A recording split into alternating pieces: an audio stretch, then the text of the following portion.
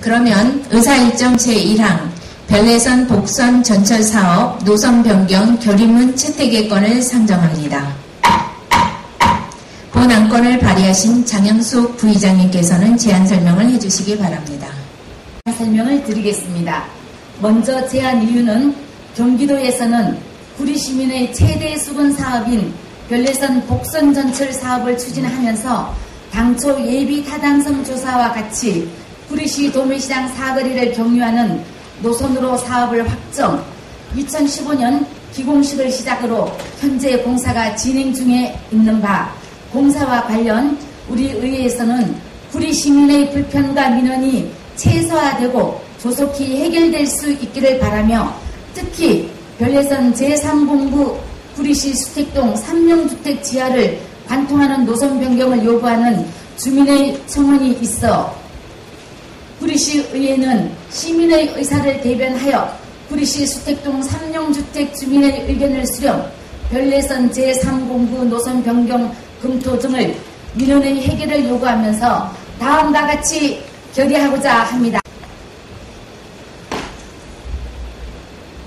시민들의 복리 증진을 위해 연일 계속되는 정례회 의정활동에 노고가 많으신 민경자 의장님, 장영숙 부의장님과 의원 여러분들께 감사드립니다.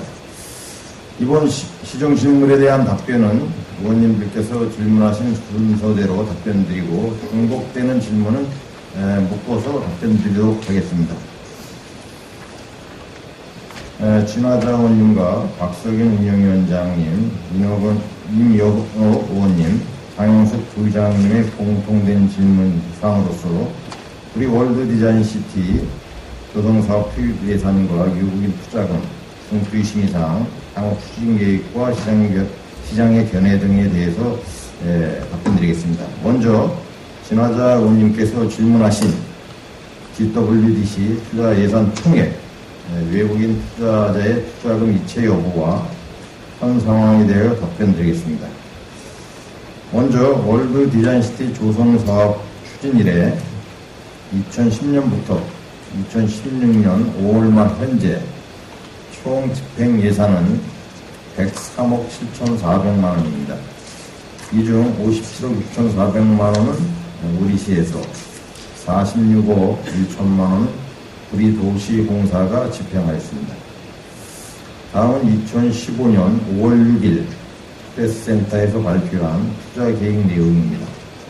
당시 우리는 위자 유치에 대한 신빙성을 입증하기 위하여 NIAB인 국제자문위원회 의장단과 투자그룹 대표 베인브리지의 닉치니, 세저베이그룹의 퍼프리를 우리시가 항공료, 숙박비, 식비, 행사비 등 총 5,500만 원 이상의 예산을 부담하며 초빙하여 투자 발표를 개최한 바 있으며 당일 현장에서 고창국 대표는 한 달 전으로 해서 외투 법인을 만들게 될 것이며 정부에서 요구하는 액수 정도의 돈을 이체하겠다고 발표하였습니다.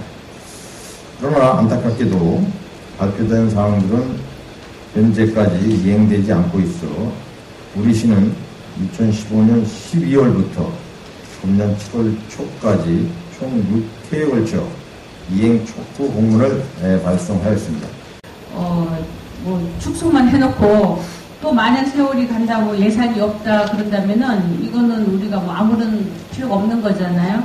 지금 그 유네스코에 등재된 세계문화유산으로서 동군릉을 비롯한 조선 왕릉 40기에 대해서 국가적인 차원에서도 지금 현재 많은 관심을 또 4쪽에 보면 GWDC 사업 위자 유치가 되지 않아 신수법으로 개발이 불가능할 경우 도시개발법에 의한 도시개발 사업을 추진할 계획이다 이렇게 답변하신 거에 대해서 만약에 친수법이 아닌 도시개발법으로 한강변 개발을 추진할 경우에 추진 절차와 또 이 사업을 추진하는 단계별 사업에 필요한 구리시 의회입니다.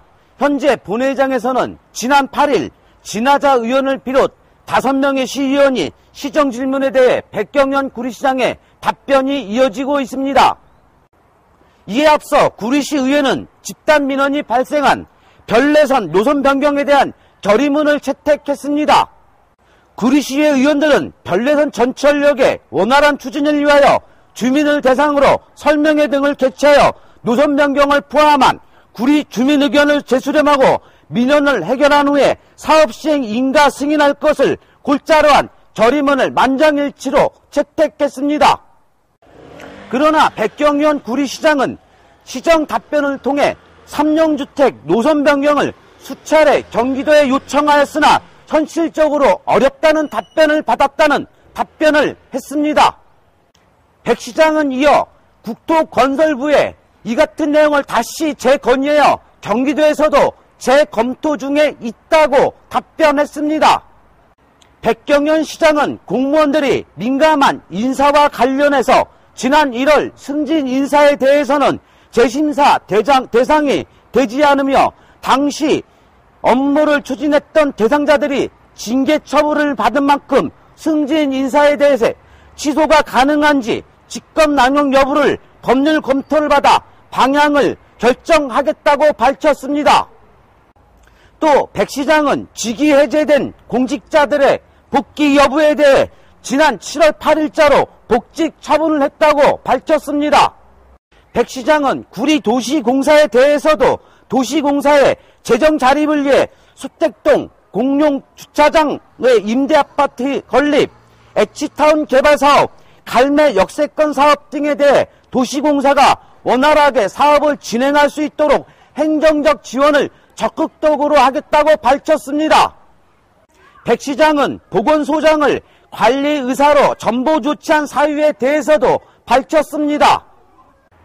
백 시장은 의사 면허증을 소지한 4급 직원이 당시 보건소장 한 사람뿐이었다 하더라도 대상자의 도덕성, 첨년성, 부서원들의 의견 수렴을 통해 인사 재량권자가 판단할 수 있다고 밝혔습니다.